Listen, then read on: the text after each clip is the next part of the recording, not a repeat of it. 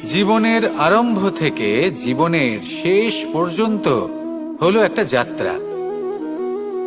আর এই যে যাত্রা, সেই যাত্রা পথের মাঝেও আমরা অনেক নতুন যাত্রা নির্ধারিত করি, অন্য অনেক লক্ষ্য লাভ করি।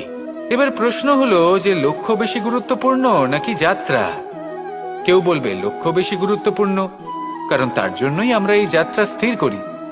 কেউ বলবে যাত্রা বেশি গুরুত্বপূর্ণ, কারণ এই যাত্রা পথে চলতে চলতে আমরা অনেকগুলো শিক্ষা লাভ করি, কর্ম করার জন্য অনেক দিশা খুঁজে পাই। এবার লক্ষ্য এবং যাত্রা এই দুই গুরুত্বপূর্ণ, কিন্তু আরো একটা তথ্য আছে অত্যন্ত গুরুত্বপূর্ণ, যেটা বুঝে নেওয়া খুব প্রয়োজনীয়। আর সেটা হলো আপনার জীবন সাথী। সেই সাথী যে জীবনের সব পদক্ষেপে আপনার সাথে চলবে, আপনার সাথে থাকবে।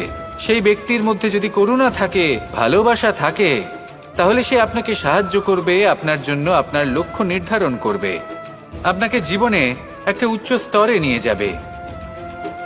কিন্তু যদি সেই ব্যক্তি এর বিপরীত হন, তাহলে কোথাও না কোথাও তাকে পেতে পেতে, তার সাথে থাকতে থাকতে আপনি নিজের লক্ষ্য ত্যাগ করে দেবেন।